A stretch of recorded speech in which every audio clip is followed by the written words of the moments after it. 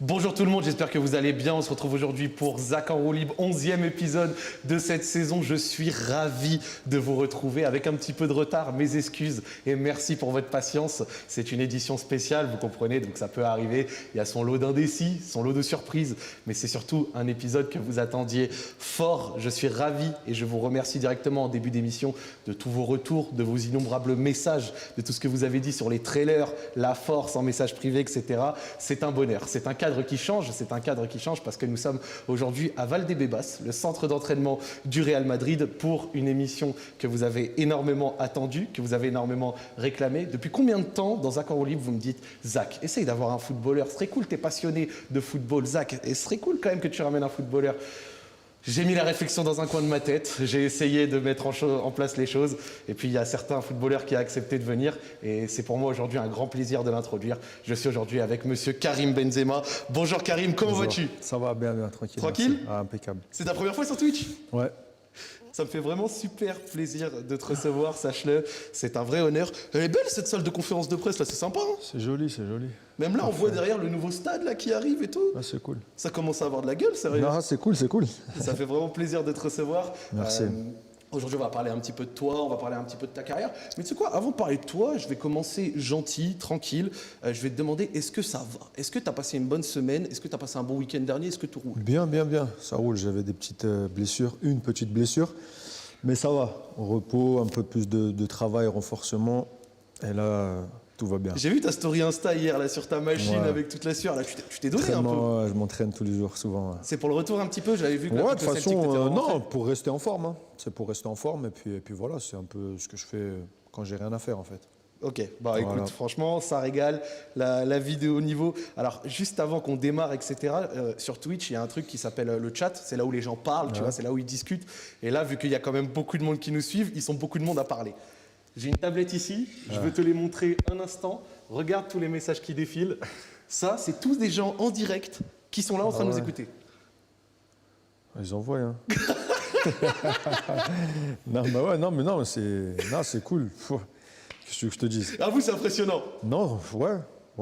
Franchement, énervé, ça fait grave kiffer. Je voulais te les montrer un petit peu parce qu'ils attendent depuis tout à l'heure et tout. C'est important pour moi qu'ils puissent un petit peu prendre part. Et on va pouvoir commencer gentiment. Alors, même si beaucoup te connaissent, et ça c'est une évidence, dans Zach en roue libre, j'ai un grand classique. Quel que soit l'invité, je le demande et on va commencer par ça.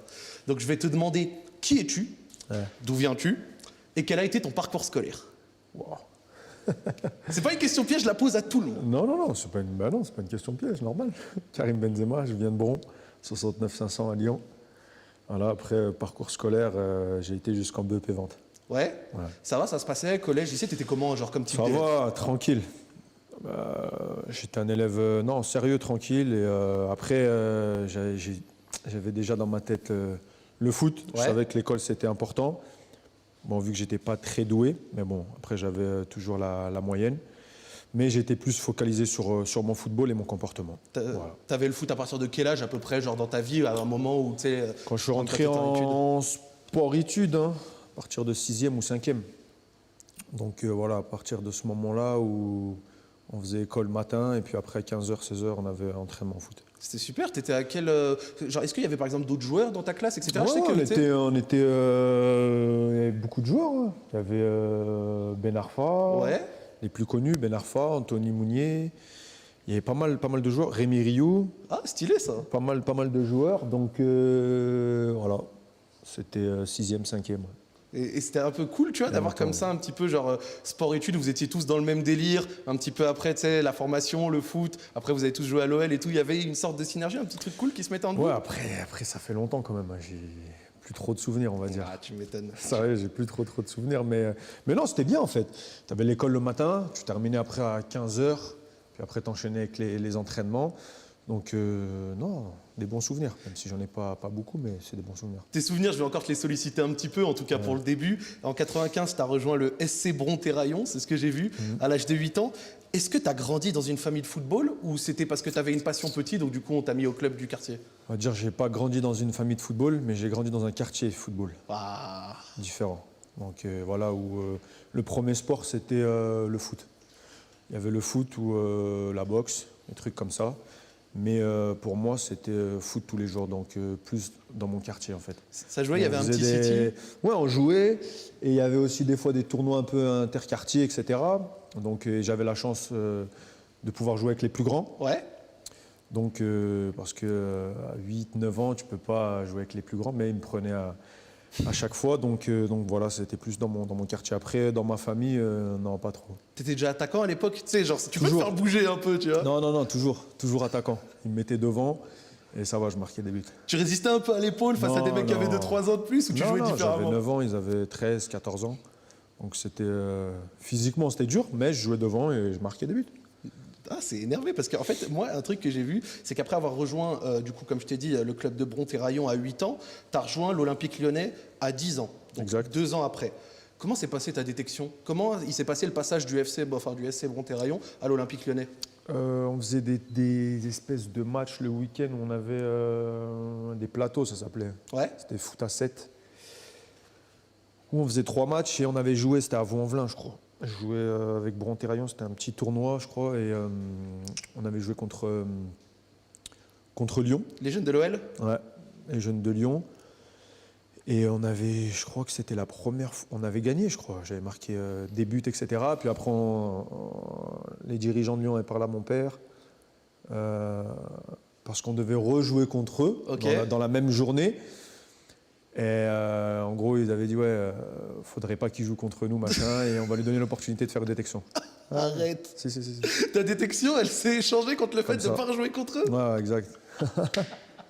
C'était ça à l'époque. Et après, je suis parti à Lyon avec ma mère et mon beau-frère. Et j'ai fait la détection et j'ai été pris tout de suite. Archi stylé ça. Et attends, c'est quoi, petite question? Ils n'ont pas gagné sans toi, du coup, le match retour? Mon équipe, non. Ouais. Non. Je suis pas trop surpris, si tu veux être honnête. Non, mais Lyon, à l'époque, c'était les meilleurs. De toute façon, en jeune, il n'y avait pas mieux. Hein. C'était Lyon, c'était les plus forts. Dès la fin des années 2000, parce que là, on parle de la fin des années 2000, la fin des années 90, je veux dire. Ouais, Lyon, de toute façon, mais même après, quand j'ai commencé à Lyon, toutes les catégories, c'était Lyon champion à chaque fois. Ouais, en même temps, la région, normal, c'est un gros club et tout, c'est pas étonnant. J'avais vu que dans ta formation, et ça c'est logique, tu as gravi un peu les échelons petit à petit, avec notamment Hatem Ben Arfa, vous avez impressionné beaucoup les formateurs lyonnais pendant votre jeunesse à l'époque. C'était comment cette époque pour toi, année après année, d'évoluer à l'OL, de monter les catégories et de petit à petit commencer à avoir des formateurs qui se disent tiens, eux là, et notamment toi, il y a quelque chose, ils sont bons. En fait, c'était bien, mais après, il y a le difficile aussi. Parce que chaque année, on doit te dire si on te garde ou on ne te garde pas. Donc c'est compliqué en fait. C'est bien, mais c'est compliqué à la fois.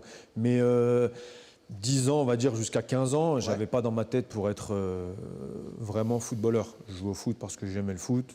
Et puis voilà, tout simplement. Je jouais, je prenais du plaisir. Normal en fait. Je n'étais pas concentré à me dire je vais devenir footballeur professionnel. Mais après, c'était bien. Hein. Franchement, c'était bien. Hein. Quand tu avais 15 ans, et c'est à ce moment-là, ça s'est concrétisé À partir de 15 ans, où là, tu te rapproches un peu plus des professionnels. Ouais. Comme au centre de formation, on pouvait voir les professionnels s'entraîner. Là, j'ai eu un déclic où voilà, j'ai dit là, qu'est-ce que je peux faire pour être footballeur en fait. D'accord. Tout simplement. Et à cette époque-là, dans le groupe pro, il y avait qui un petit peu qui t'impressionnait peut-être quand tu avais 15 ans? C'était l'époque de Sonny Anderson? Oui, il y avait Sonny Anderson, c'est vrai, il y avait Sonny Anderson. Après, il y avait Will Tord, Govou, tous ces joueurs-là. Et vous étiez proches un petit peu, genre comment ça se passait l'intégration des équipes de jeunes, par exemple pour toi, au groupe pro? C'est un jour on vient de dire toc toc, ça va, tu perds, faut te mettre dedans? Ça dépend en fait. Des fois il manque un joueur, des fois il y a un blessé, donc ils regardent dans les plus jeunes, que ce soit en CFA au moins de 18 ans et au moins de 16 ans, ça dépend en fait. Et puis après, si l'entraîneur de l'équipe A vient regarder et tu lui plais, tu peux faire peut-être des entraînements, etc. Moi ça s'est passé comme ça s'est passé super vite en fait. J'ai joué moins de 16 ans, j'ai fait une saison et après je suis passé vite fait en 18 ans CFA pro. Donc ça a été rapide. Genre la transition un peu éclair. Super vite. Ouais. Et c'est quoi le premier truc qui t'a marqué quand tu as commencé à être un peu au contact des pros et notamment des attaquants professionnels par rapport aux catégories de jeunes? Il y a quoi que tu t'es dit ah là c'est vraiment différent, peut-être les défenseurs, la façon de jouer, c'est... Non, j'étais pas impressionné en fait moi. je n'étais pas impressionné parce que déjà, j'étais déterminé. D'accord. Donc, je n'avais pas cette impression-là de me dire je suis impressionné, non. Parce que pour moi, ça reste du foot. Ils sont plus forts que moi, peut-être physiquement.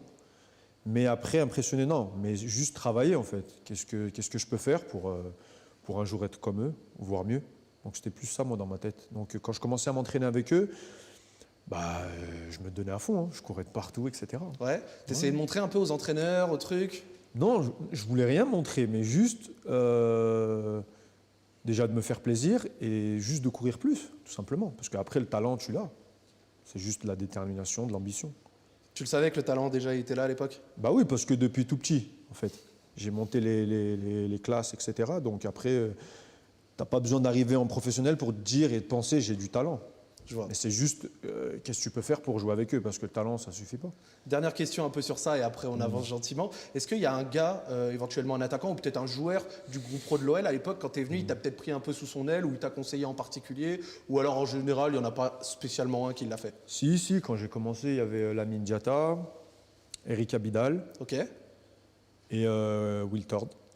Voilà, super bien avec moi, me donnait des conseils, c'était là pour moi, donc c'est 3 joueurs. Les rois. Ouais. Ah, c'est des noms qui rappellent des belles époques. Franchement, Exact. en tant que supporter de l'OL, entendre tu as du Eric Abidal et Magnifique, tout, ouais. c'est le plaisir, c'est le plaisir. Le 15 janvier 2005, tu avais fait un peu tes grands débuts face à Metz, où tu distribuais un peu une passe décisive. Est-ce que tu as des souvenirs de ces débuts, le moment où tu es sur le banc et on te dit Karim, tu rentres, c'est tes débuts en pro? Si je te dis je m'en souviens, c'est mentir. Ok, normal. Mais non, je me souviens quand je rentre. Ok. Quand je rentre, quand je suis sur le terrain, je me souviens de l'action où le ballon, c'est un dégagement, où je fais un petit sombrero, etc. Après, je donne la balle à Bergugno, il marque. Non, exceptionnel. Mais je suis encore jeune pour penser à tout ça. Donc c'est plus, pour moi, c'est normal. Je suis même pas dans l'euphorie, etc. Je suis content d'être là et puis voilà. Ah oui, il y avait déjà un peu, pas je dirais une froideur, mais tu vois, genre une sorte de Non, réalisme tranquille. mais content, mais tu sais que ça peut. En fait, tu es content, mais voilà, moi ça s'arrête là.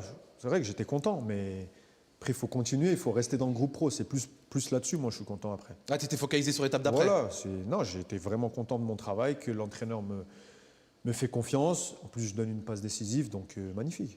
Ça, c'est énervé, franchement.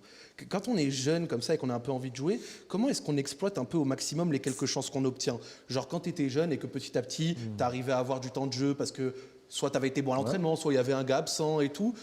Dans quelles conditions mentales tu te mettais pour tiens, là c'est ma chance, j'y suis, faut que je perfe? Bah après, ça dépend. Tu n'as même pas le temps de penser à tout ça. Enfin, dans mon football d'avant, moi, j'ai pas le temps de penser à qu'est-ce qu'il faut que non. Tout ce que tu me donnes, je le prends. 5 minutes, 1 minute, des entraînements, et je m'entraîne et je me montre à moi-même que je peux être avec cette équipe-là. Après, je ne dis pas de jouer titulaire, etc., parce que j'ai le temps, mais d'être au moins dans le groupe, de rester dans le groupe. Qu'est-ce que je peux faire sur le terrain pour rester dans le groupe? Voilà, moi je suis comme ça. Et ça a réussi à performer doucement. En fait, le truc qui est marrant, c'est pour préparer cette émission, c'est toujours je fais des recherches, je regarde un peu et tout logique.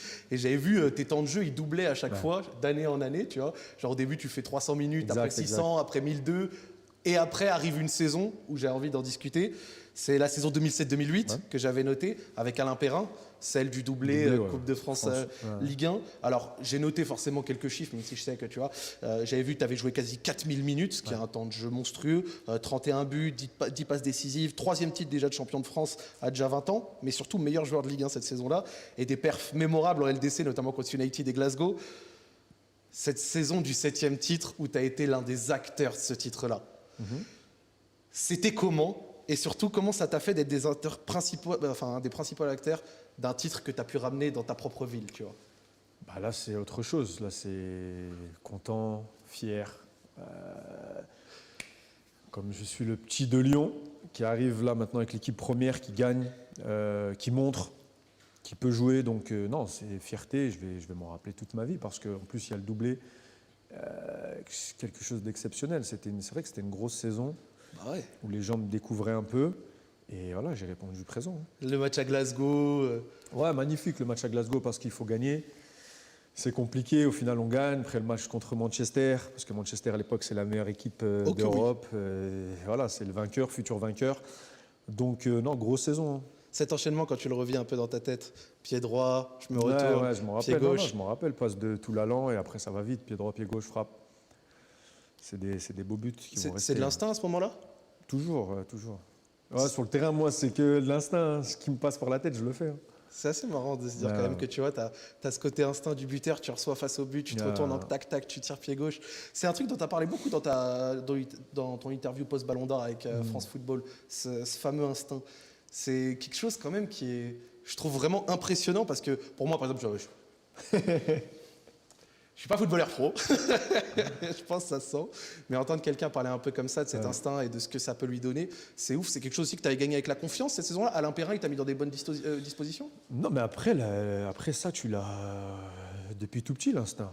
Quand tu joues au foot, en fait. L'instinct de tirer, l'instinct de contrôler, il y a plein de choses, tu vois.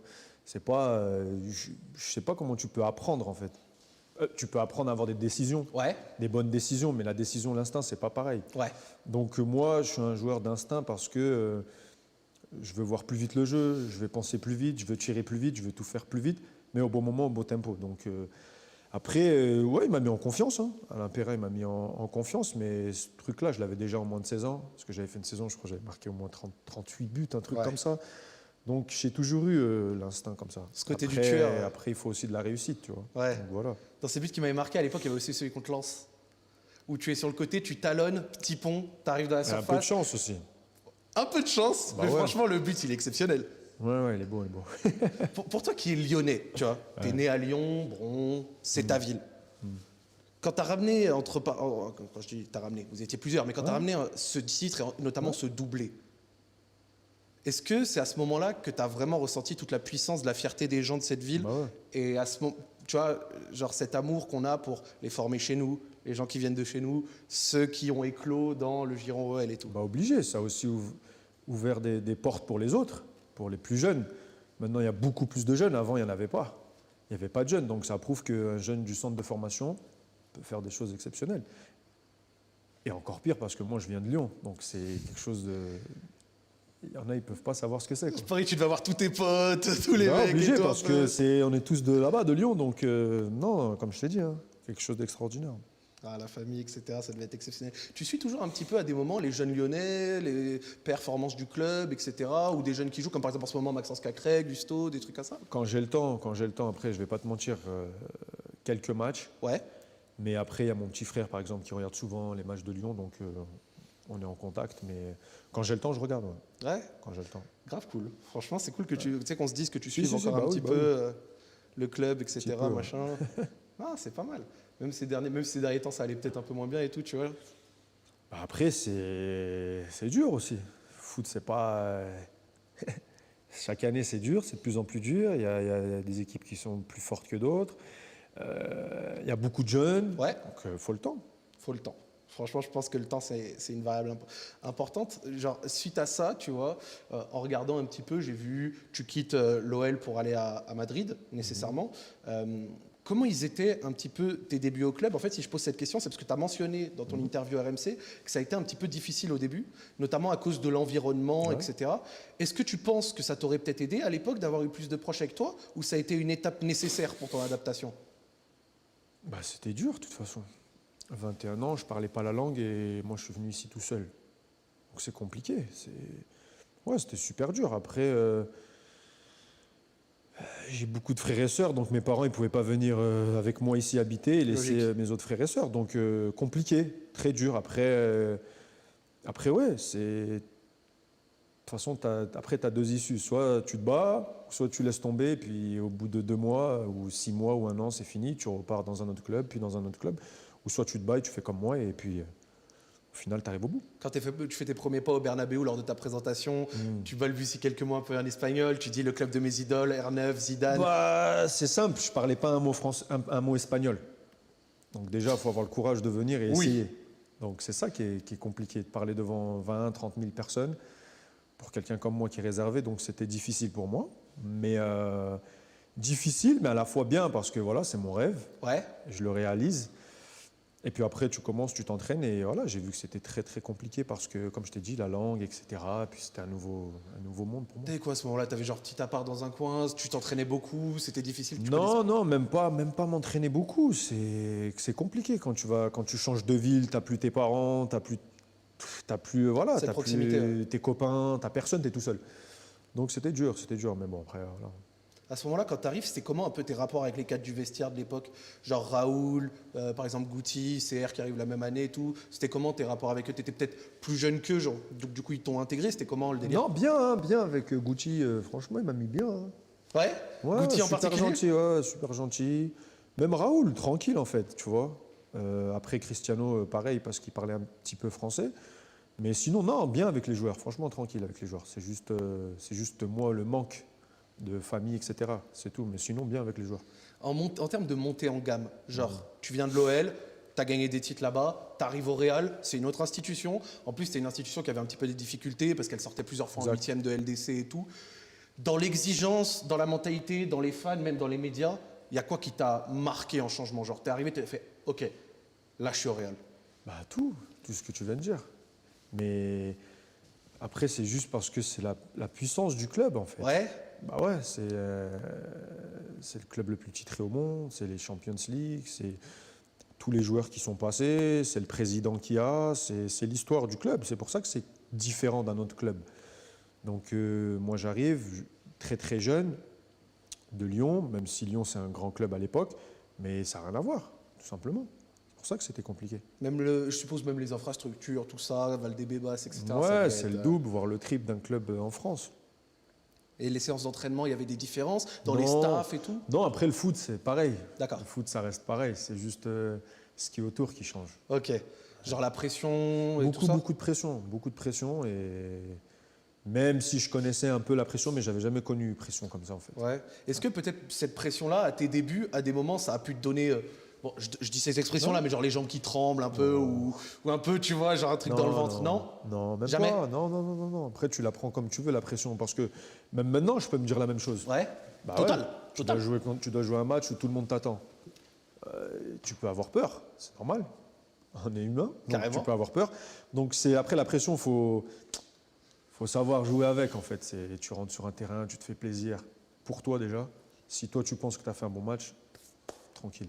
Trop bien. En plus, tu vois, à l'époque, il y avait eu des changements de coach, plusieurs, Ouais. etc. Il y avait eu un peu d'instabilité. Genre, quand il succédait un peu, je sais plus qui exactement quand tu arrives, mais après, derrière, jusqu'à Mourinho et tout, c'était pas, je dirais bizarre, mais un environnement particulier d'avoir un nouveau Plusieurs coachs. Ouais, mais bon, après c'est le Real Madrid. Hein. C'est pour ça que c'est le meilleur club et le plus gros club du monde. Quoi. Carrément. Ah là là, regarde ce logo là. Tu sais que c'est les émotions pour moi. Tu sais que c'est le début d'émission, c'est les émotions pour moi de vivre Ouais. un truc comme ça. Je suis très content, sincèrement. Merci. Ça me fait vraiment plaisir et c'est un honneur pour moi de te recevoir Merci ici. beaucoup, vraiment. Il y en a beaucoup, en fait, je vais être honnête avec toi, il y en a beaucoup, j'ai vu dans d'autres interviews qui t'ont parlé de ton rapport avec Mourinho et tout, tu t'es déjà beaucoup exprimé dessus, donc moi je ne vais même pas te lancer dessus, parce que je trouve que tu as déjà donné des réponses. Moi j'ai envie de parler d'un truc en particulier qui m'intéresse. Ouais. 2011-2012, après quelques années au Real, premier titre en Liga, la saison à 100 points, Ouais. un jeu de contre-attaque dont on trouve des compilations sur YouTube, la folie, un peu aux antipodes de ce que le Barça de Guardiola proposait à l'époque, mais ultra efficace. Di Maria, Ozil, toi, CR, ça va à 100 à l'heure. Sûrement ta meilleure saison au club jusque-là. Est-ce que tu pourrais nous en parler de cette saison-là, 2011-2012 en particulier? Bah, après, c'est peut-être la meilleure équipe qu'on a eue à Madrid. Ouais. Sauf qu'on n'a pas gagné la Ligue des Champions malheureusement. Vous sortez votre tir au Mais but, après, on avait deux équipes, tout le monde pouvait jouer. Ouais, c'était contre-attaque, but à tout va, grand entraîneur. Ouais, c'était magnifique. C'était un grand kiff un peu d'être dedans, ce jeu à 100 à Franchement, l'heure et ouais, tout, ça parce te que plaisait? c'était même aux entraînements. Ouais, c'était comme j'ai dit. Hein, je pense que c'est la meilleure équipe qu'on a eue à Madrid. C'est lesquels les joueurs qui ont fait une différence pour transformer cette équipe en ça? Genre, on sait qu'il y a eu les arrivées par exemple d'Ozil, de Di Maria, ces périodes-là et tout. C'est eux qui ont aussi déjà apporté- l'entraîneur. Ouais. Déjà l'entraîneur, ils ont ramené un des meilleurs entraîneurs du monde. Et ensuite, il a su mettre tout le monde à 100% en fait. Ouais. Le titulaire et le remplaçant. Il n'y avait pas de titulaire ou remplaçant parce que les deux ils peuvent jouer, ils mettent le même nombre de buts ou ils défendent pareil. Donc c'est ce qu'il a réussi à faire avec ce Real Madrid là. T'étais encore avec Gonzalo à l'époque, c'est ça? Ouais, on était en concurrence, mais il y avait même d'autres joueurs, pas que nous deux. Mais à tous les postes, ça doublait. Donc c'est pour ça que c'était une équipe incroyable. C'est une de celles que tu as le plus aimé jouer dedans? Après, c'est différent, mais comme je t'ai dit, je pense que c'est la meilleure équipe qu'il y a eu à Madrid. Oh là là, c'est fort de dire ça. Hein. Bah, c'est la vérité, je ne vais pas te mentir. Après, on a eu la BBC, qui marquait beaucoup plus de buts, mais c'était plus les 3. Ouais. Là, c'était toute l'équipe. Donc voilà. Oh là là. Vraiment, tu sais que, parce que tu vois, moi, je vois ça sur des compilations, sur des matchs et tout, je trouve, tu vois, c'est la folie. À vivre à l'intérieur, ça devait être une expérience de ouf. Juste aux entraînements, toute la semaine, tout le monde à fond. Et tu sentais qu'il y avait quelque chose de... Voilà, on était puissant, quoi. Ça se lançait, etc. C'était propre. Ouais. Excellent. Franchement, c'était important pour moi de parler un petit peu de cette période, et notamment de ce Real Madrid qui, je pense, a vraiment marqué beaucoup de gens. Tu m'as lancé sur la BBC, c'est parfait. En 2013, il y a Gareth Bale qui rejoint le Real Madrid. Avec Cristiano, vous formez une grosse attaque de feu. Quand tout le monde parle de votre trio, un peu de la complémentarité, etc., la BBC. En interne, comment ça s'est passé entre vous, par exemple, genre à l'entraînement? Genre le premier entraînement où vous vous retrouvez, la BBC avec Carlo Ancelotti, et vous vous rencontrez après tous les on-dit et les attentes sur vous. C'était comment? Non, mais c'est même pas comme ça, en fait. Vas-y, raconte. C'est normal. 3 joueurs de foot, normal. On rentre sur un terrain, on joue.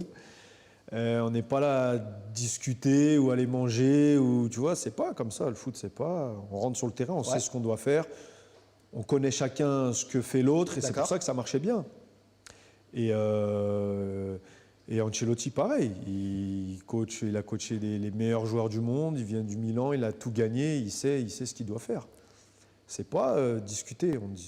Rarement on discute. Non, bien sûr. Après, franchement, je parlais même pas forcément, tu vois, de copinade ou d'ambiance forcément entre vous. Mais non, genre... franchement, rien de spécial. Hein. Okay. Et j'ai envie de te dire, je sais même pas si on a joué une fois ensemble à l'entraînement. Parce que comme on tourne à chaque fois, c'est mélangé.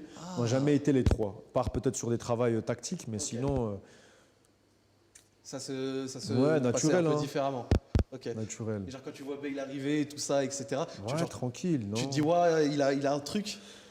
Il avait fait une bonne saison à Tottenham, mais après, je peux pas te dire, il est arrivé, j'ai dit... ouais, c'est sûr. C'est un très très bon joueur, mais on a déjà Cristiano, tu vois, c'est pas... c'est un de plus qui va venir aider le Real Madrid, tout simplement. C'est fort, parce que à ce moment-là, le Real Madrid courait depuis un peu 2002, derrière sa décima. Exact. Après plusieurs échecs, notamment en demi-finale, avec le Bayern en 2011-2012, etc. Vous faites un peu une épopée légendaire en battant l'Atlético en finale, même si vous avez joué un peu la finale blessée avec le trio. Est-ce que tu pourrais te remettre genre un peu en situation et nous refaire vivre peut-être l'égalisation de Sergio Ramos, mais genre dans tes yeux? Je sais pas, il devait rester... Il restait combien de temps? C'était à 93e. Je sais, je te demande. Non, pression, truc de fou, mais tu sais qu'il va se passer quelque chose en fait. Et là, boum, corner, dernière action, boum, but, égalisation, après ça y est, terminé, on sait qu'on va gagner le match. À ce moment-là, genre c'est cuit. Ouais, ça y est, on sait qu'on va revenir, on va gagner le match. Et voilà, première Ligue des Champions, et extraordinaire. Le stade qui explose à Lisbonne. Extraordinaire, magnifique. Et les célébrations à Madrid quand vous ramenez ce grand trophée, etc. Est-ce que c'est peut-être à ce moment-là que pas que tu t'intègres complètement à la ville, parce que ça fait déjà 5 ans que tu y es et vous avez déjà rapporté la Liga, mais est-ce que c'est à ce moment-là où genre tu as vu une liesse? Est-ce que c'était la plus grosse liesse que tu as vue? Ouais, c'est parce que Real Madrid, c'est un peu club de la Ligue des Champions. Je sais pas comment t'expliquer. Donc, on ramène la Ligue des Champions, les gens, tout le monde, etc. Et tu sens qu'il y a quelque chose, voilà, ce club, il est porté pour la Ligue des Champions. Et cette épopée, genre cette année-là, en 2013-2014, où vous battez les uns après les autres, finalement vous passez cette demi, etc., avec un Carlo Ancelotti qui a amené quelque chose vraiment de cool, jusqu'au moment où vous jouez un peu blessé en finale. Est-ce que tu pourrais peut-être, si tu t'en rappelles, un peu nous raconter un peu ça? Genre des huitièmes, quarts, demi, c'était comment? Voilà, c'était... En fait, beaucoup de pression tous les matchs. Tous les matchs, beaucoup de pression parce que déjà les adversaires sont bons, ça pousse, c'est compliqué en fait. La Ligue des Champions, c'est dur, c'est trop dur en fait. Chaque fois, huitième, tu as un adversaire, aller-retour, quart de finale encore plus fort, demi-finale encore plus fort. C'est tout le temps en fait des remises en question. C'est dur, hein. Je sais pas, les gens des fois ils regardent la télé, ils pensent que tu vois, mais c'est compliqué. Vous étiez content de prendre cette petite revanche contre le Bayern? Non, mais en plus, on ne joue même pas pour la revanche. Tu vois, puisqu'on entend à chaque fois quand tu joues contre une équipe, tu perds, tu veux prendre ta revanche. Et à chaque fois que tu fais ça, tu repères. Donc revanche, c'est pas revanche, c'est que tu regardes ce que tu as mal fait et puis tu gommes. Et si on parle de ce match-là où on a perdu ici au penalty, Ouais. on mérite de gagner 100 fois. Oui. Mais le foot, c'est comme ça. Donc il n'y a pas de revanche. Il faut juste attendre ton moment, en fait. Ah là là. Et cette fameuse décima qui arrive, etc., ça devait être quelque chose quand même vraiment Incroyable. d'extrêmement fort. Genre, je Franchement, pense même incroyable. indescriptible. Bah ouais, c'était un truc de fou. Ah là là. Après cette décima, etc., j'ai envie d'avancer un petit peu à un moment. J'ai envie d'avancer à quelque chose. On a une petite image d'ailleurs. Zinedine Zidane arrive au Real Madrid le 4 janvier 2016. Ouais. Dans la foulée de son arrivée, alors c'est en petit donc tu le vois pas très bien, mais c'est tes statistiques sur les matchs qui suivent son arrivée. Ouais. Je te le dis, tu scores à chaque match après qu'il arrive. D'accord ? Ça a été quoi, concrètement, l'apport de Zizou dans votre effectif au moment où il arrive, alors que vous étiez un petit peu en difficulté ? Non, on n'est pas en difficulté. Bah non. Je Il y a t'écoute. juste un changement d'entraîneur, mais on n'est pas du tout en difficulté. Je t'écoute. On fait peut-être 2-3 matchs nuls, des trucs comme ça. Mais tu peux pas dire on est en difficulté. C'est pas en difficulté. C'est comment ? C'est peut-être que le niveau de jeu ou ce qu'on montre sur le terrain est moins bon, mais on gagne. Ouais. On perd pas, on gagne. Donc il y a un changement d'entraîneur. Zizou, il vient. On a déjà Ramos, Pepe, Cristiano, Bale, Modric, Kroos. Donc tu peux pas dire que, tu vois, Ah, bien sûr. on a la base. Il y a des monstres. Zizou, il vient. Zizou, ce qu'il ramène, c'est juste mettre plus de sourire D'accord. à notre jeu, en fait. D'accord. Nous donner plus quelque chose que peut-être les mois d'avant où on était peut-être la tête un peu comme ça. Zizou, il vient. On a, voilà, c'est Zizou. C'est par son Il n'a charisme pas un peu ? besoin, ouais, il n'a même pas besoin de parler, Zizou, en fait. C'est vrai. C'est pour ça que derrière, on repart comme des flèches. Mais tu peux demander à Zizou si un jour tu peux. Non, mais c'est pas Zizou, il est venu, il a changé toute l'équipe. Non. Zizou, il est venu par sa présence. D'accord. Et puis après, petit à petit, conseil par ici, conseil par là. Et puis après, il a montré que c'est un grand entraîneur. C'était facile Simplement. Est-ce que c'était plus facile d'écouter parce que justement, il avait un pedigree de joueur monstrueux, Bah, genre. c'est sûr. Quand Zizou il parle en entraîneur, tous les joueurs l'écoutent. C'est Zizou, quoi. Même si je suis sûr que vous respectez toujours les entraîneurs, même si ça n'a pas forcément Bien été sûr, des bien grands sûr. joueurs, Non, je suis non, sûr non. que de manière inconsciente, si c'est Zizou, il y a quand même. Bah, c'est naturel, en fait. Parce que de ce qu'il a fait et de sa présence. Et puis voilà. Mais en plus, Zizou, entraîneur, c'est pas quelqu'un qui va venir et va vouloir t'apprendre le foot, même s'il peut Ouais. te dire des choses. Mais il vient, c'est des bons conseils qu'il te donne.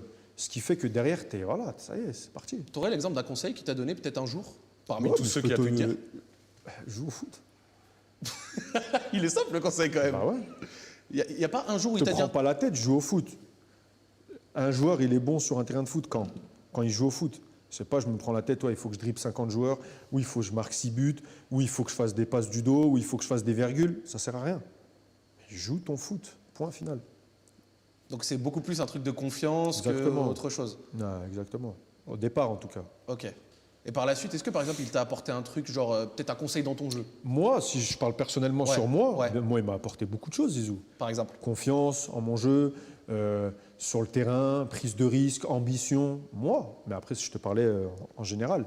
Mais si tu veux parler de moi Ouais, de toi, spécialement, moi, il m'a donné beaucoup de conseils. J'ai pris beaucoup de conseils. Moi, avec lui, on parlait souvent. Mais après, c'était plus entraîneur, après grand frère, c'est Ouais. différent. Moi, mon approche avec Zizou, on a appris à se connaître. Et après, on ne parlait pas que foot. Normal. Donc, c'est pour ça que sur le terrain, moi, j'avais beaucoup de confiance. D'accord. Parce que vous parliez aussi en dehors, etc. Tout. Vous avez- C'est quelque chose qui ne va pas, il me le dit directement. Pas besoin de parler par la presse ou envoyer des messages. Ouais. Tu vois, c'est. Voilà. Pas d'intermédiaire, rien. Non, C'était non, du non, direct, non, je parlais, c'était un peu homme à homme. Exactement. C'est pour ça qu'avec Zizou, j'avais beaucoup de confiance. Et il m'a donné cette ambition. Grave cool. Franchement, j'aime bien un petit peu ce rapport d'entendre, tu vois, que c'était quelque chose un peu Si, homme si, à si, homme. Et c'est drôle parce que à des moments, on peut un peu complexifier le football, tu vois, penser qu'il y a des choses qui se passent, qui sont dures. Mais quand on écoute tes mots, on a l'impression que des fois, c'est, je vais pas dire bidon, mais c'est genre simple, tu vois. Bah, on se prend beaucoup la tête, en fait. Enfin, l'extérieur se prend beaucoup la tête. Ok, oui. Mais parce que c'est pas des acteurs. C'est comme chez moi. Mon père ou mon frère, Ouais. supporter. T'es pas acteur. Tu peux pas savoir ce qu'il y a, tu peux pas savoir ce que c'est. Même sur un terrain, ouais, il faut que tu sais pas ce que c'est. Mais après, c'est comme ça, c'est la vie de tout le monde.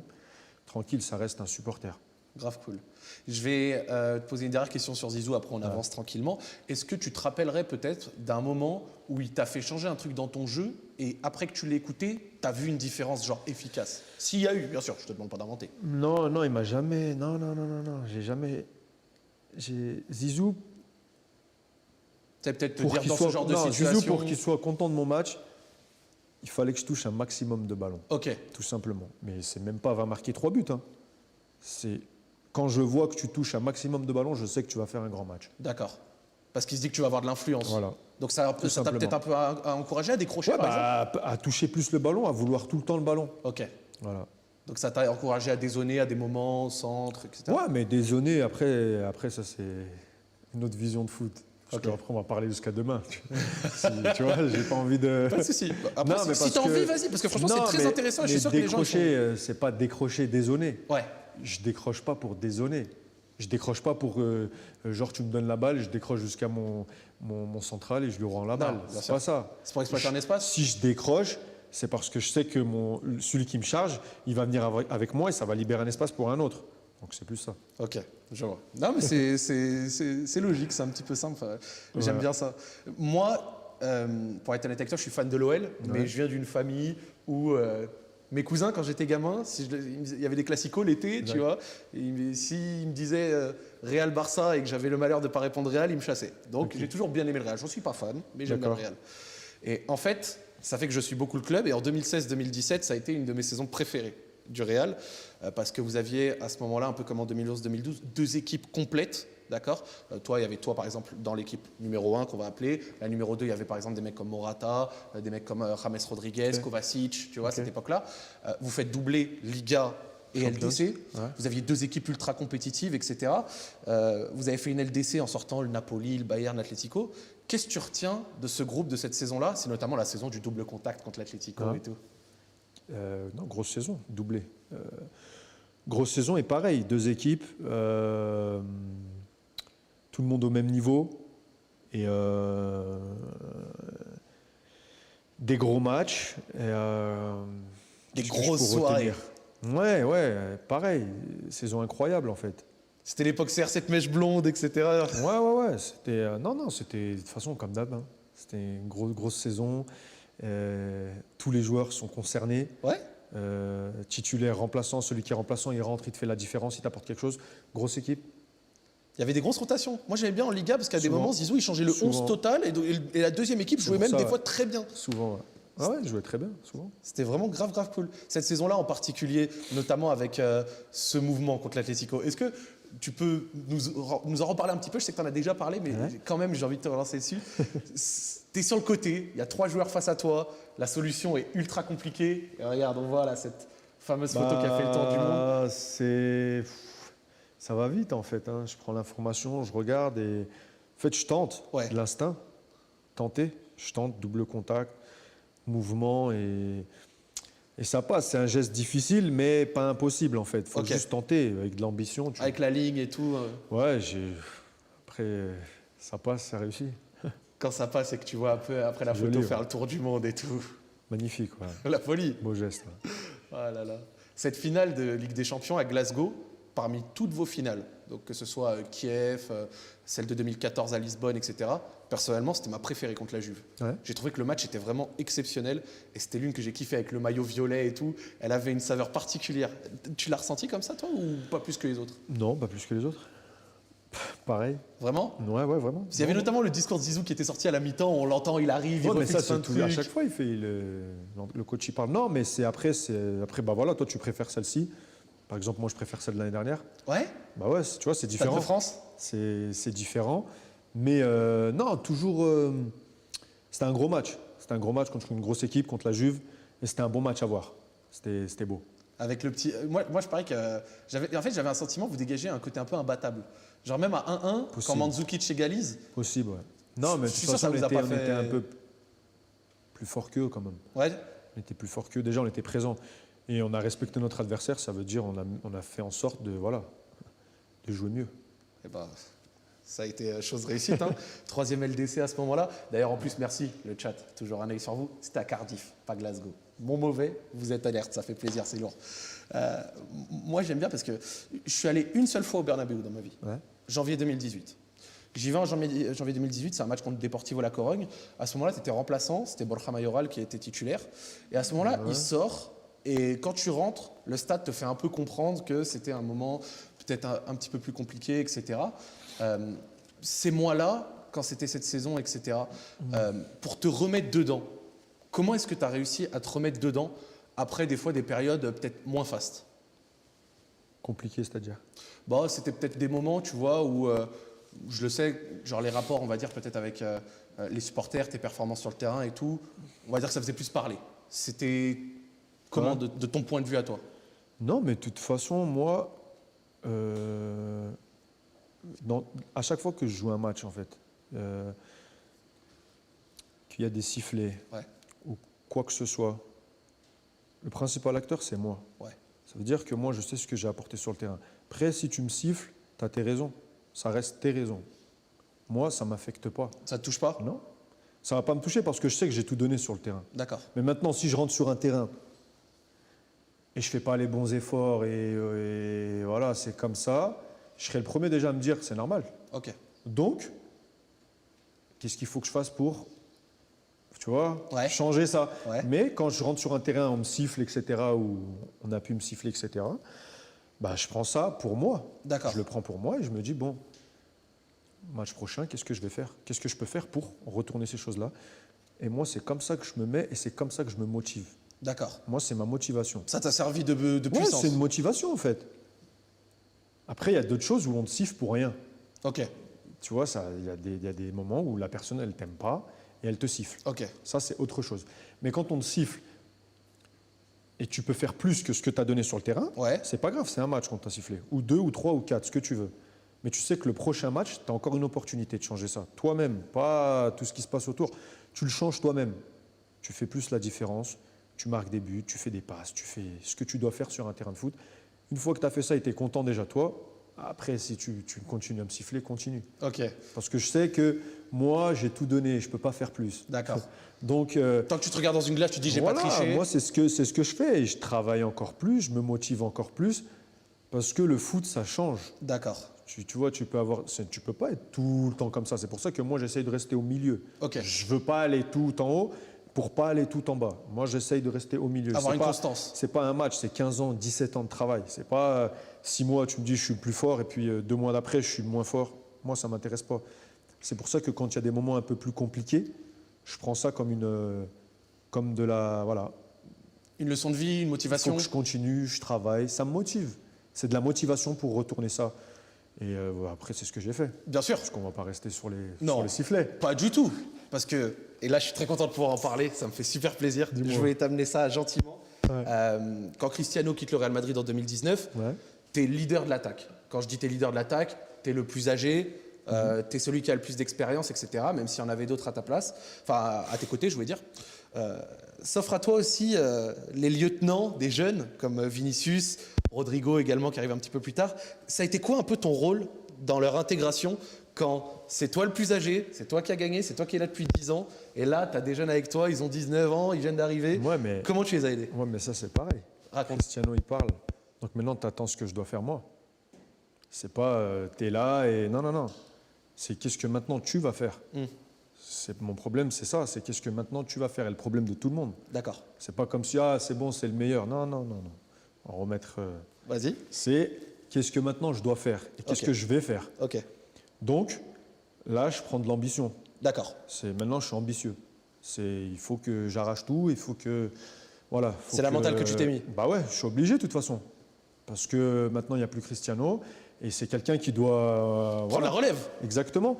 Après, ce que j'ai fait pour que ça soit Vinicius ou les plus jeunes, c'est juste donner des conseils. D'accord. Parce que j'ai eu leur âge et j'ai commencé. Moi, c'est juste des conseils que je te donne. Si tu les prends, tant mieux. Si tu les prends pas et tu penses que toi, c'est toi qui gères. Moi, je veux juste te donner des conseils parce que je pense que tu peux être très bon. Bien sûr. Donc voilà, donc c'est ce que j'ai fait avec eux, plus avec Vinicius. Ouais. On sent que vous avez une relation vraiment proche avec Vini. Ouais, parce que dès le début, aux entraînements, c'est quelqu'un qui est bon. Ok. Mais il faut juste lui donner quelques conseils pour qu'il le refait au match au fur et à mesure. Et aujourd'hui, je suis content parce qu'il est au top. Là, vraiment, il fait des performances de top player. Ouais. Moi, je me rappelle ses premières années, 2019, 2020, Vini. Ah, mais t'es jeune. Il était jeune, il pouvait être un peu brouillon, mais toujours il apportait du danger, etc. Il fallait régler un peu la mire. Ouais. À partir de la saison dernière, là, quand cette mire elle a été réglée, c'était impressionnant. Bah ouais, il est très bon. Toi, tu l'avais déjà décelé un peu ça en eux quand ils étaient encore jeunes, un peu brouillon pour Vini ou timide peut-être pour Rodrigo au début. Bah, moi, j'ai toujours dit que Vinicius, c'était un très bon joueur. Il Ouais. fallait juste lui donner des conseils et juste un peu lui dire ce qu'il faut faire, c'est tout. Après, Rodrigo, c'est différent. Il est moins dans la provocation que Vinicius, Ouais. mais il est plus dans le jeu que Vinicius. D'accord, C'est deux joueurs différents. d'accord. Et donc Ouais. du coup, chacun avec ses forces, ils ont évolué différemment, mais ça commence à... Ah ouais, là, ils sont prêts pour jouer, bien sûr. Carrément. Moi, je suis content parce que vraiment, moi, je les aimais bien, ces joueurs-là, et les voir atteindre un niveau, c'est grave cool. Et le fait que tu nous parles un petit peu comment Exact. ils en sont arrivés là, c'est archi passionnant. Il y a un petit débat, je trouve super intéressant. Et donc, du coup, là, ça va nous parler un peu de ta vision foot, donc je trouve ça grave cool. Vous remportez, là, ces 3 dernières années, 2 Ligas. Ouais. Avec cette équipe, il y a Zinedine Zidane qui avait dit un jour en conférence de presse qu'à ses yeux, il était plus compliqué pour lui de remporter une Liga qu'une Ligue des Champions. Ouais. Toi, tu as 5 titres de chaque. Est-ce que tu es d'accord? C'est quoi ton point de vue sur ça? Ça dépend. Ah, ça dépend, en fait. Parce que la Liga, c'est vrai que c'est compliqué. Il y a 38 beaucoup journées. plus de matchs. C'est beaucoup plus long. Mais d'un autre côté, la Champions League, ça dépend, tu tombes de quel côté après les huitièmes, à partir des huitièmes. Ok. Si tu tombes d'un côté, oui, comme nous l'année dernière, ou tu tombes de l'autre côté. En fait, ça dépend. Mais la Liga, c'est vrai qu'il y a beaucoup de matchs et il faut être performant toute l'année. Alors que la Champions League, c'est... C'est un format coupe, Voilà. c'est plus compressé. Mais après, ça dépend. Hein. De toute façon, c'est pas pareil. Tu es d'accord avec ce qu'il dit du coup, ou toi, tu penses différemment? Bah, moi, je suis un peu des deux. Hein. Les deux, c'est dur hein, pour moi. Mais je peux pas te dire un est plus dur que l'autre. Ah ouais? Je voulais que tu te mouilles un peu là. Non, mais c'est même pas une question de se mouiller ou pas. Pour moi, la Ligue des Champions, c'est hyper dur à gagner. Bien sûr. Tu vois. Après, la Liga, 38 journées, des matchs à l'extérieur, des fois le vendredi ou le samedi, des trucs comme ça. ouais, ça dépend. Hein. Franchement, ça dépend. Ouais, tu saurais pas départager? Non, Ok. non. Ça dépend. Parce que Mais moi- la Liga, t'as pas 20 équipes au niveau de Champions League. Bien sûr que non. C'est ça qui est compliqué. Mais tu peux perdre un match contre le dernier en pensant que tu allais gagner avant le match. Ouais. Donc, En fait, moi, c'est intéressant parce que du coup, je trouve que beaucoup de gens maintenant dans le football, Ouais. ils parlent de Ligue des Champions, c'est ils la prennent normal. comme la c'est référence. Il y a plus d'impact, on va dire. Ouais, c'est sûr. Mais donc, du coup, normal. je trouve que des fois, ils négligent un peu les championnats. non, la alors que je Liga, trouve que c'est les dur. championnats, ça reste quelque Championnat, chose c'est dur de le gagner. de très, très Même fat. si tu tu es la vois. meilleure équipe, c'est dur de le gagner. C'est énervé. En parlant d'épopée un peu de LDC, tu as eu ton épopée de l'année dernière qui est décrite par beaucoup comme une des, si ce n'est la plus grosse performance individuelle dans cette compétition au XXIe siècle. Ta LDC l'année dernière. Est-ce que, avant qu'on aborde un peu match par match, tu pourrais nous parler en quelques mots de Ouais. la Ligue des Champions de l'année dernière? Avant qu'on parle match par match. Qu'est-ce que tu en dirais de cette épopée de l'année dernière? Ouais, la plus belle, je dirais. La plus belle? Ouais, pour moi, ouais. Pour toi, des 5 que tu as gagnés, Ouais, c'est elle. collectivement et individuellement, pour moi, ouais. La plus dure et la plus belle. Pourquoi la plus dure? Parce que dès le début, on n'est à aucun moment favori, ni en championnat, ni en Ligue des Champions. C'est pour ça que c'est plus dur. C'est vrai. Et chaque match, c'est ouais, ils ont de la chance, ouais, ils vont sortir. C'est pour ça que c'est encore plus beau. Je vais pas te mentir, j'y ai pensé des fois à des moments. Non, mais tranquille, même mon frère, il y a pensé. Ton frère lui-même, il te Ouais. parlait par message, il dit ouais, cette fois c'était vraiment. Bah non, mais tout le monde, en fait. C'est pas. Tu vois, c'est pour ça que c'est plus dur et c'est plus beau. Bah, pour moi, ouais, c'est la plus belle. Ah là là, j'aime ça. Avant le match, je voulais m'attarder, avant le match de retour contre Paris, où vous avez eu un match aller un petit peu compliqué, toi tu revenais de blessure, etc. Paris avait bien dominé au parc, etc. Tu discutes avec Niska par message et tu lui dis dans une conversation, ils vont rien faire du tout, c'est mon histoire. La suite va te donner raison avec ton triplé. C'était un pressentiment? Qu'est-ce qu'il y avait ce jour-là? Tu t'es levé ce matin en te disant, ce jour-là, rien peut m'arriver. Non, pas du tout. Mais il me pose une question. Ouais. Je lui réponds ce que j'ai dans la tête. Tu savais ce matin? Je suis pas chercher midi 14h. Bah, en fait, non, mais c'est plus par rapport au match aller. Ouais. Où le match aller, ils doivent gagner plus de 1-0. Ouais. Peut-être 2, 3, Courtois, ils sauvent un penalty, ils ont je ne sais pas combien d'occasions, ils gagnent que 1-0. Bah, c'est ouvert au match retour. En fait, c'est plus pour ça. Et comme au match aller, on n'a pas joué, Ouais.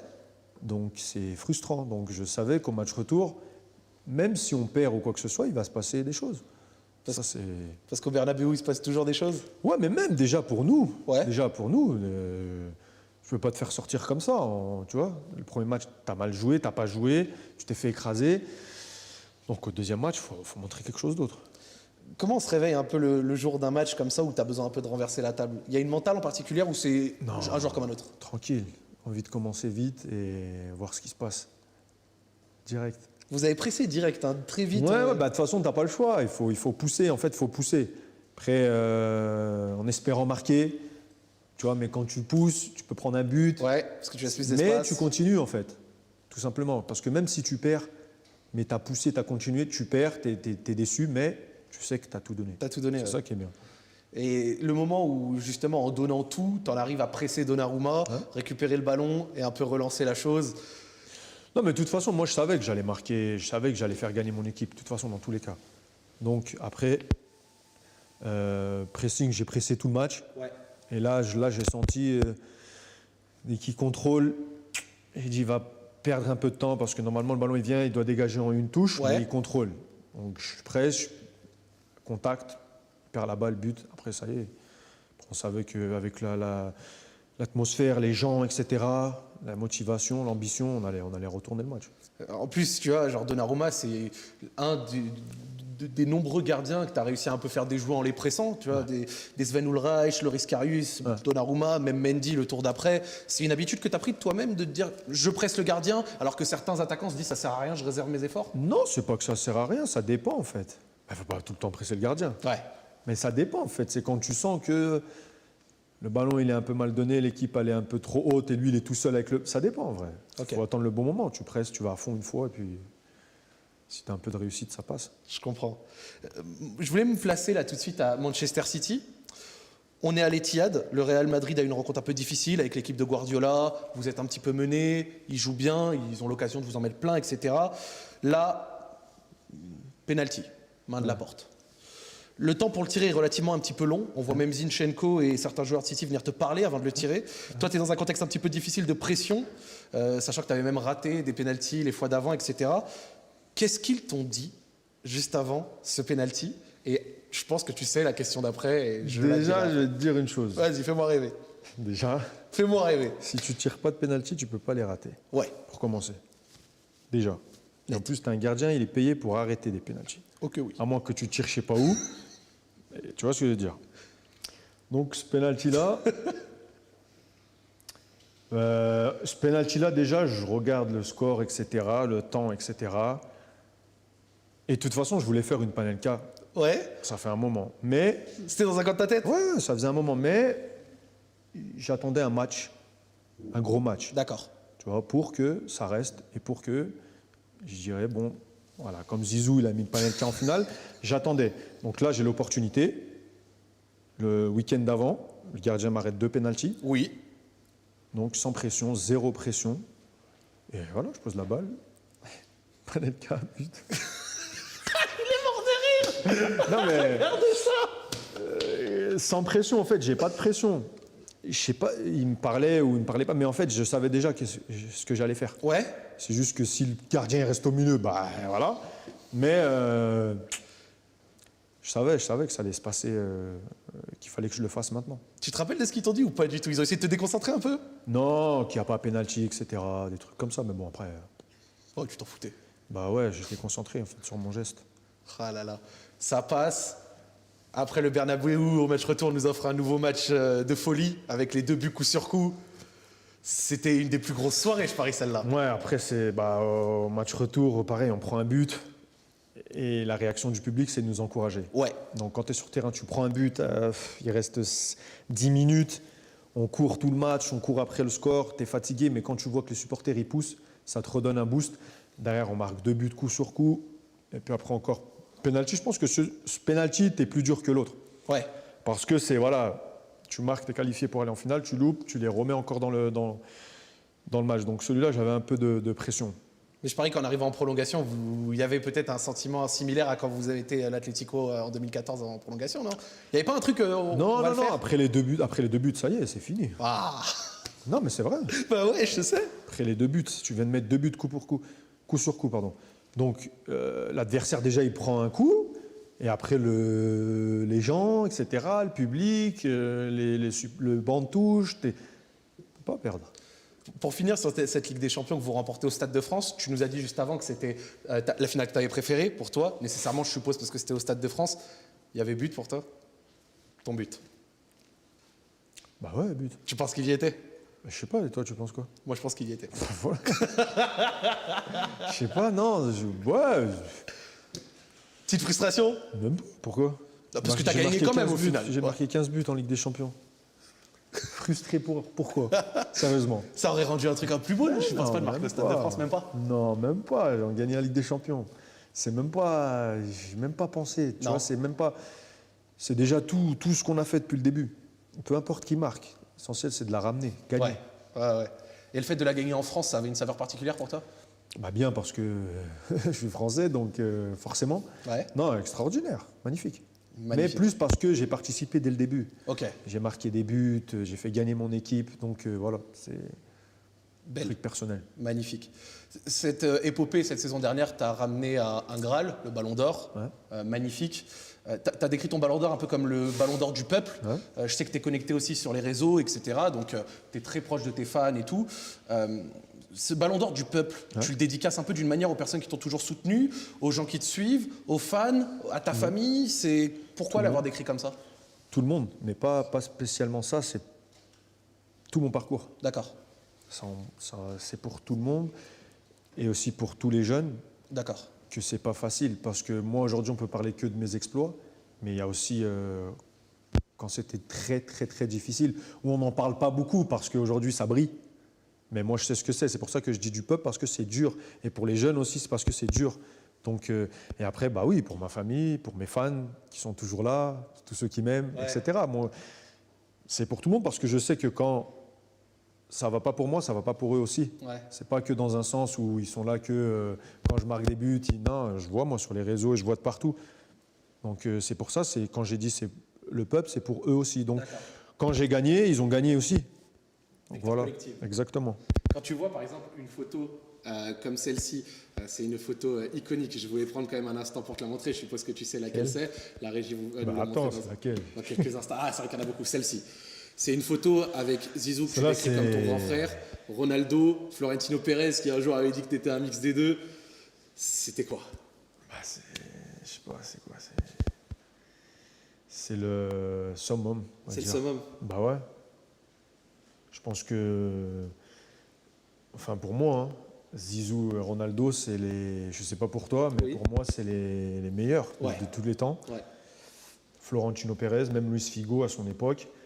Mais c'est voilà, j'ai réussi à faire ce qu'ils ont fait. Donc pour moi, voilà, fierté, très content. Et c'est cette photo qui va rester à vie. Elle tue, ouais. Ah oui, elle tue. Ouais, elle tue. En vrai, elle tue la photo. Ah oui, elle tue. Évidemment, on peut dire les termes, elle tue, sérieux. Magnifique. Ouais. J'ai bien aimé l'outfit, le pensée, etc. Là, tu t'es fait plaisir? Ouais, tranquille, non, normal. Je suis habillé normal comme classique, ça fait vraiment plaisir. Là, je kiffe, on est un petit peu genre sur la fin, donc du coup j'ai un peu des questions générales sur plein de trucs et tout, donc grave cool. J'espère que tu passes un bon moment. Super, magnifique. J'espère que l'interview est un peu différente. Non, top, franchement, bien. Ça me fait super plaisir et j'espère également que dans le chat vous kiffez bien, etc. Terrible. Ils sont encore là, tu les vois. Ils sont nombreux. Ouais. Bah ouais, ils kiffent bien et ça fait vraiment plaisir. Forcément, un petit mot pour la Coupe du Monde qui approche, c'est ton retour en Coupe du Monde, après celle de 2014 notamment. J'ai envie de te dire, comment tu l'abordes, cette Coupe du Monde, dans ta tête, etc. Est-ce que c'est un bonheur pour toi de retourner dans ce tournoi qui représente quelque chose d'énorme dans le monde du foot? Tu l'abordes comment à titre personnel et à titre collectif pour l'équipe de France? Exceptionnel, hein, de jouer une Coupe du Monde. Donc c'est tout le monde rêve de jouer une Coupe du Monde. Mais après, faut pas dire est-ce qu'il va gagner la Coupe du Monde. Je joue pas tout seul en fait. Ouais. On est une équipe. Je ne Est-ce suis qu'ils pas vont tout seul. Je ne vais pas au Qatar jouer tout seul. Ouais. Tu vois, c'est une équipe. Il faut qu'on gagne. Bien sûr, de l'ambition, toujours. J'ai envie de briller, j'ai envie de faire des choses exceptionnelles, c'est sûr. Mais tout seul, je ne vais rien faire tout seul. D'accord. Donc, non, beaucoup de fierté. Et j'ai envie de commencer, de jouer, d'avoir cette sensation-là. La Coupe du Monde, c'est extraordinaire. Le fait qu'elle soit en milieu de saison, pour toi, ça change un peu quelque chose? Vous arrivez peut-être plus frais au lieu d'arriver peut-être un peu moins cramé que tu es en fin de saison? Je sais pas, parce que c'est compliqué. Il y a beaucoup de blessés, il y a beaucoup de blessures. On verra. Ouais, on pense à Paul, à N'Golo et tout. C'est compliqué. Et toi, tu l'abordes vraiment avec une envie un peu d'aller faire quelque chose de grand? Moi, je l'aborde tranquille. De l'ambition, toujours, mais pas de précipitation. Je me dis pas dans ma tête, il faut que je gagne la Coupe du Monde. Non. Je vais participer à une Coupe du Monde, comme je l'ai dit. Je vais essayer de briller, de faire tout ce que je peux en fait. Marquer des buts, faire des passes décisives et emmener mon équipe le plus loin possible. Je comprends. Après, c'est tout un collectif, on verra. Tu avais déclaré vouloir finir ta carrière à Madrid. Nécessairement, moi comme fan de l'OL, etc., je me sens un peu obligé d'aborder et de poser la question.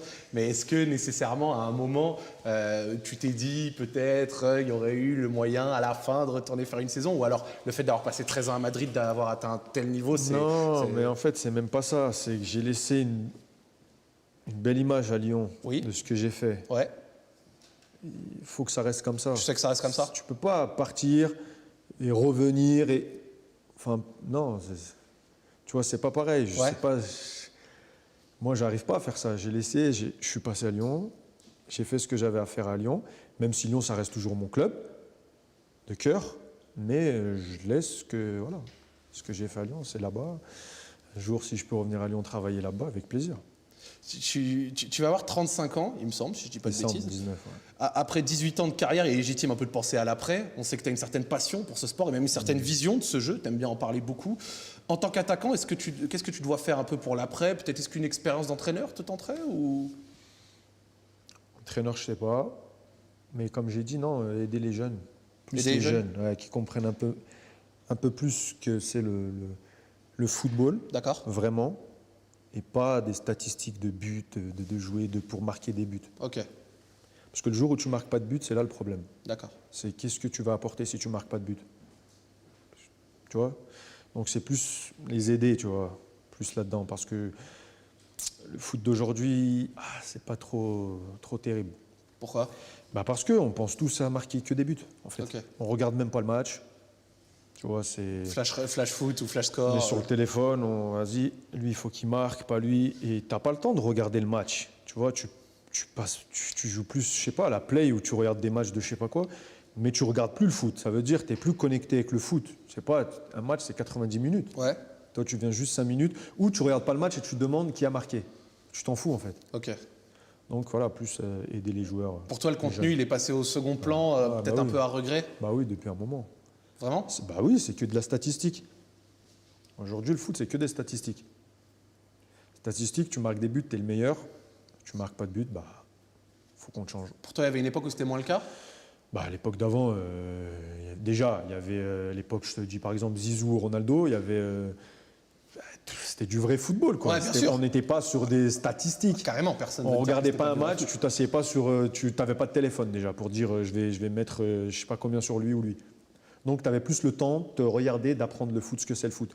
Aujourd'hui, tu n'as pas le temps d'apprendre ce que c'est le foot. Genre typiquement, tu penses que quelqu'un qui a, je dis une bêtise, genre 40, 45, 50 ans, donc qui a vécu ce foot de l'époque, même 35, bref, t'as capté, pour toi, il a une meilleure vision que des jeunes qui arrivent maintenant? Quelqu'un qui a 45 ans ou 50 ans qui aime le foot d'avant, il ne regarde pas le foot aujourd'hui. Ah ouais? Je pense. Tu penses que son évolution, il est allé dans un sens pas ouf? Moi, je pense qu'il ne prendra pas beaucoup de plaisir. Ok. Pour moi. Après, et je te dis ça parce que moi, je connais des gens de 40, 50 ans, de l'époque de Zidane, Ronaldo, qui aujourd'hui, ça ne les intéresse pas plus que ça. Et tu penses que c'est à cause de cette vision ou c'est aussi peut-être à cause d'évolution du jeu? Ça a évolué, le foot, il a évolué. Maintenant, tout a évolué. Les plus jeunes, tu vois, si tu veux donner un conseil à un plus jeune, il ne t'écoute pas forcément. Après, c'est les générations, c'est comme ça, il n'y a aucun souci. Tu vois, il pense qu'il connaît tout. Donc forcément, c'est compliqué de dire à un plus jeune, ça serait mieux que tu fasses ça ou ça. Donc il va se sentir peut-être vexé, il va dire, tu crois que... Tu vois? Mais bon, tranquille. Alors que moi, quand j'avais par exemple 19 ans, si par exemple Juninho, quand j'étais à Lyon, n'importe quoi, mais vraiment n'importe quoi, je sais pas, récupère les ballons. Tu vois, j'y allais, mais je disais pas, tu m'as dit quoi là? Ouais. Tu vois? Tu y allais parce que tu savais que tu étais c'est comme ça. Mais aujourd'hui, si tu dis à un plus jeune, toi tu es un plus ancien par exemple, tu joues pas, et le jeune est titulaire par exemple, et tu lui dis quelque chose, il va te regarder, mais c'est moi qui joue, il va te dire, va me chercher toi les ballons. Ouais, ok. Donc moi, ça me tu vois, voilà quoi. Si quelqu'un te dit ça, je parie que tu le prendrais pas très bien. Non, mais façon de parler, pour Bien te sûr, dire, les je conseils capte. d'aujourd'hui, c'est différent, donc le foot, il est différent, donc capte. voilà, et tout est différent. Le foot d'aujourd'hui, c'est pas le foot d'avant, mais après, voilà. Et pour parler un petit peu jeu, genre le foot d'aujourd'hui, on sait par rapport à l'époque, on dit souvent les numéros 10 ils ont un peu disparu, on a vu les joueurs sont plus athlétiques, les pressings sont plus gros, on a moins de temps, d'espace et tout. Est-ce que tu penses que ça joue aussi dans le fait qu'il y a peut-être un peu moins de plaisir parce que des fois c'est plus fermé? Ouais, tout va plus vite. Tout va beaucoup plus vite. Moi, mon fils, il a 5 ans. Ouais. 5 ans. 5 ans. Il est super fort pour son âge, mais il a que 5 ans. D'accord. Mais tu vois, moi, je lui apprends à faire des contrôles de balles. Ok. Tu vois, il sait tirer, il tire fort, il marque que des buts. Mais tant qu'il ne fera pas des contrôles, il peut marquer 150 buts. Ça ne sera pas bon. Ok. Tu vois, parce que moi, je veux qu'il comprenne ce que c'est le foot. D'accord. Je ne suis pas là, je rentre sur un terrain et j'attends et je marque des buts. Et parce que le jour où tu marques plus de buts, tu pars en dépression. Ok. Voilà. Donc avant tout, tu penses que genre juste marquer des buts, c'est pas suffisant, mais si tu as les moyens techniques d'avoir une influence dans le jeu, c'est un apport supplémentaire. Mais en tout cas, moi, j'aime le foot comme ça. Après, c'est moi personnellement. Génial. Personne n'aime tu vois, le foot comme ils veulent. C'est un honneur de parler football avec toi, franchement, c'est un vrai plaisir. Je vais te poser une dernière question un peu orientée football. Après, j'ai une question tranquille, un peu hors foot. Vas-y. Petite surprise à la fin et je te laisse. Mais en tout cas, franchement, merci de nous accorder ce temps, c'est un vrai plaisir. On remarque que la plupart des anciens coachs, pas tous bien entendu, mais la plupart, Xabi Alonso, Pirlo, Xavi, Gerrard, Lampard, c'est souvent d'anciens milieux de terrain. Est-ce que tu penses que leur rôle, ça joue une influence sur le fait qu'ils coachent derrière? Franchement, je sais pas. Non, tu sais pas? Je peux même pas te répondre, je sais pas en fait. Ok. Parce que par exemple, on pourrait citer un Van Nistelrooy qui lui aussi est attaquant et c'est un nouvel entraîneur. Mais je me pose la question. Je voulais avoir ton avis dessus. Ou après, si après, t'as je pas sais pas d'avis, si c'est un bon entraîneur, Van Nistelrooy. Je sais pas. Il me semble qu'il a fait PSV, Bien si je dis pas ou de plaisir. moyen, bien. Il me semble que ça se passait plutôt pas trop mal. Franchement, je sais pas. Mais après, ça dépend comment tu vois le foot. Hein. Ok. Tu penses qu'un milieu, il a plus d'aisance à être coach derrière qu'un attaquant ou qu'un défenseur? Non, ou ça pas veut rien spécialement? dire. C'est Ça juste veut rien comment dire. tu vois le foot. Ouais. Ok. C'est une vision foot que tu développes indépendamment du poste? Bah oui. D'accord. Super. Merci. Tu avais dit chez GQ que tu étais un gros fan de mode, on l'a vu aussi avec l'outfit au Ballon d'Or, ou même dans cette vidéo-là. C'était important pour toi de faire un peu passer le message sur ta passion pour les vêtements. Est-ce que c'est pas un petit peu même dans la digne lignée de la culture francophone, ce goût pour un peu la mode, les belles choses, les choses comme ça? Non, j'aime bien les belles choses comme tout le monde. Hein. Ouais. Je pense que tout le monde aime les belles choses. Ouais, carrément. C'est obligé. Mais t'as l'air d'avoir un petit truc pour la mode quand même. Ouais, j'aime bien les affaires, ouais. Ça te parle? Mais je peux être en survêtement de n'importe quelle marque, comme je peux être en jean, comme ça dépend, en vrai. Bien sûr. Ça dépend de plein de choses. Si je vais dans mon quartier, je serai en survêtement Adidas, ça dépend. Ok. Ça dépend où je suis. Je vois. Mais c'est vrai que ouais, j'aime bien les... Ça te parle un petit peu? Ouais. Ouais, j'ai senti que tu voulais un petit peu, tu vois, le montrer, enfin en tout cas l'exprimer. Je veux tu vois. rien montrer, non, pas montrer, c'est... L'exprimer plutôt. Parce que le montrer, on dirait que tu veux prouver, mais non, pas prouver. je montre rien. En fait, c'est comme tu me poses la question, je te réponds ce que je pense. Bien sûr. C'est tout, c'est pas, je veux pas, non, rien, j'ai rien à montrer de toute façon. Grave cool. On a vu que tu avais ouvert une chaîne YouTube un peu il y a quelques temps. Il y a une quinzaine d'épisodes dessus qui suivent tes journées, où tu parles un peu de tes passions, notamment des voitures et tout. C'était important pour toi de prendre cette initiative de le faire pour connecter un peu plus proche des gens, pour leur discuter. C'était comme ça pour toi que tu voulais l'exprimer? Un peu, pour changer un peu. Bon, je suis un peu plus sur Insta, mais après YouTube, c'est bien aussi, c'est cool. C'est d'autres choses différentes, tu vois. De toute façon, tu connais mieux que moi, hein. Non? Je pense que je connais un peu mieux voilà. que toi. Tu connais une tonne de choses mieux que moi. C'est toi qui dois me donner des conseils là-dessus. Si tu as besoin de conseils pour gérer ta chaîne YouTube, je suis là. Crois-moi, Zaki est là. Alors, plus sérieusement, moi j'ai bien aimé. En fait, en regardant les épisodes, tu as vraiment l'impression de créer une connexion avec le joueur que tu suis. Et ça te mène une passion encore supplémentaire pour lui. Ouais, j'essaye de donner un peu plus aux fans qui ne me voient pas que football. Ok. Tu vois, mais après, c'est compliqué parce que tu as une vie privée. Bien sûr. Tu vois, ça reste La du frontière est mince. foot, les fans, etc. Ok, il faut donner un petit peu, mais tu peux pas tout donner. T'imagines, toi, on te dit, dis-moi ce que tu fais chez toi ou machin. Tu vois, toujours. C'est Barrière. C'est un peu compliqué, donc faut faire, voilà, quoi. Faire bien, mais tranquille. Je vous le conseille et je te conseille de continuer parce que franchement, c'est un plaisir à suivre et je pense que je ne suis pas le seul à le dire. On va terminer gentiment. Ah oui, non, j'ai failli oublier quelque chose. Il y a beaucoup maintenant, non, excuse-moi, je viens de me le rappeler, etc. On est bien. Il y a pas mal de joueurs avec qui et contre qui tu as joué par le passé qui se sont reconvertis consultants. Ouais. Est-ce que tu penses que le fait d'avoir été un ancien joueur, ça donne une expertise supérieure par leur expérience ou pas spécialement? Est-ce que tu penses qu'il y a des gens qui n'ont jamais joué au foot et qui ont une expertise peut-être meilleure? Est-ce que peut-être même toi, un jour, tu devrais être consultant? Mais avant même de parler de ce que tu devrais être toi, est-ce que tu penses que le fait d'avoir été joueur, ça a une expertise supérieure ou t'es pas d'accord avec ça? Pas trop, j'aime pas trop moi ça en fait. Non, t'aimes pas? En fait, des fois, ils vont parler correctement football et puis des fois, c'est n'importe quoi. Ouais. Mais c'est la radio, c'est la télé, il faut parler. D'accord. Il faut débattre. Ouais. Parce que eux-mêmes, les anciens footballeurs, ils savent ce que c'est, être sur un terrain.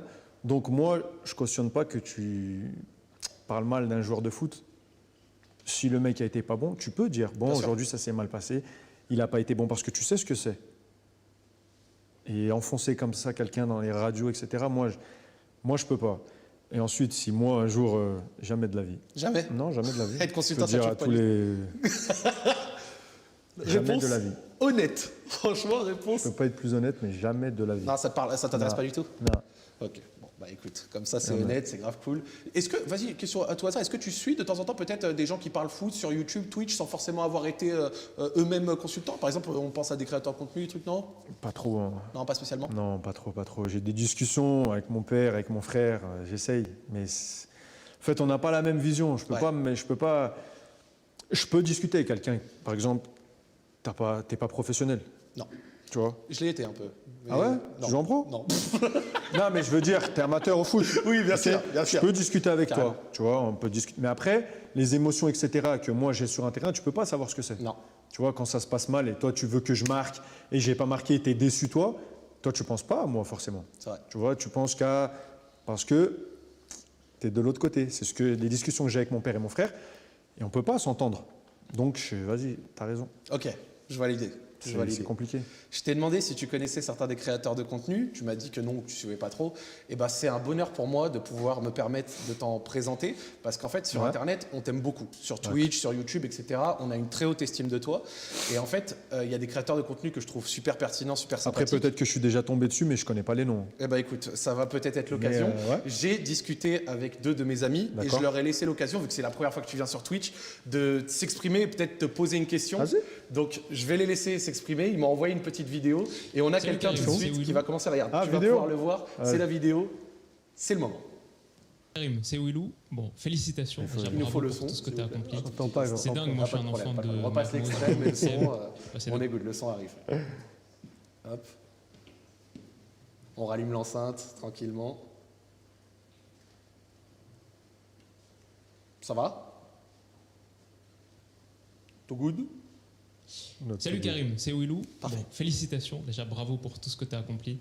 C'est dingue, moi je suis un enfant de Mermoz, Lyon 8e, passé de grandes parties de mon adolescence à Bron. Je peux te dire qu'ici on est tous très très fiers de toi. On porte un peu de ton succès en nous et tu nous as rendus très heureux. Donc bravo.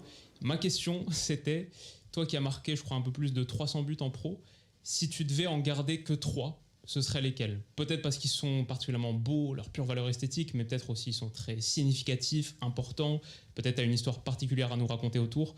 Voilà, ton top 3 de tes buts à toi, ce serait quoi? Bravo encore pour tout, vraiment je te souhaite tout le meilleur, encore beaucoup de succès.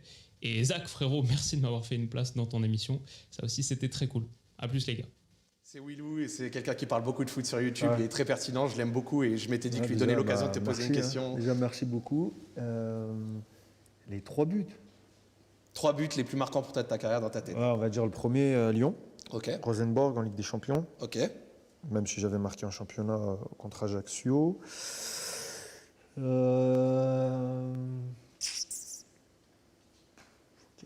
Un peu dur la question. Prends le temps de réfléchir, tranquille, on n'est pas pressé. Réfléchis, on est good. On va dire mon premier but en finale Ligue des Champions contre Liverpool. En 2018 avec Loris Karius et tout. Ouais. Et le dernier... Allez, on va dire le dernier but que j'ai mis à Gerland contre Caen, je crois. Magnifique. Ouais. 2 buts à l'OL, 1 but au Real, ça te donne ta réponse mon gars Willou, et Voilà. ça fait super plaisir que tu aies pu les citer, donc on est extrêmement content. J'ai un deuxième et dernier du coup intervenant, c'est un frérot qui avait également une question à te poser. Tout va bien, mais je suppose que ça va plutôt bien pour toi, c'est vrai que le tu viens de remporter, donc félicitations pour ça et bien sûr ton immense carrière. J'avais une petite question pour toi. Je sais que tu as eu l'occasion de jouer avec beaucoup de grands joueurs, tu en as aussi croisé pas mal. Et justement, est-ce qu'il y en a un avec qui tu aurais aimé jouer, mais avec qui tu n'as jamais eu l'occasion de partager le même vestiaire? Voilà, parce que tu te dis, ce mec-là, je pense que lui et moi sur le terrain, ça aurait pu donner quelque chose de sympa, on parle le même football, etc. Ça peut être un joueur de ta génération, ça peut être un ancien joueur, juste pas le droit de dire Zidane et R9 parce que je sais qu'ils reviennent assez souvent. Allez, je te remercie et bon courage pour la suite de la saison. Ciao. Il t'a anticipé. Ah, il est fort. Un seul, comme ça. Ah, mais Zidane et Ronaldo, après. Un seul comme ça. Ouais, un joueur vraiment t'aurais kiffé jouer avec, que ce soit que t'as rencontré ou pas, contre qui t'as joué ou pas, ancienne génération ou nouvelle. Tu te dis, tiens, j'aurais quand même aimé jouer avec.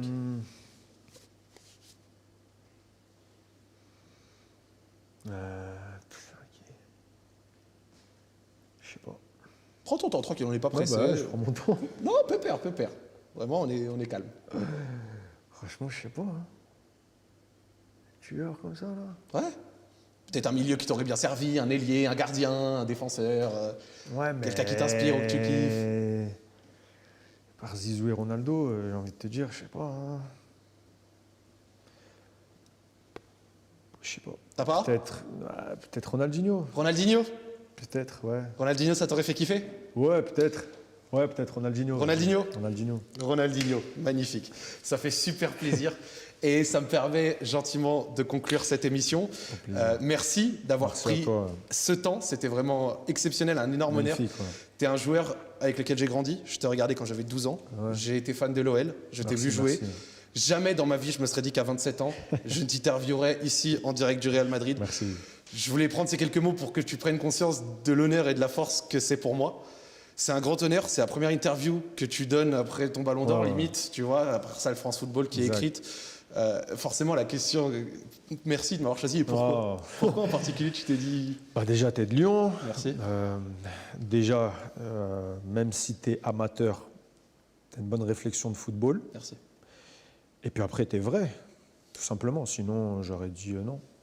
Voilà, tout simplement. Karim, c'était un grand honneur de t'avoir ici. Merci énormément.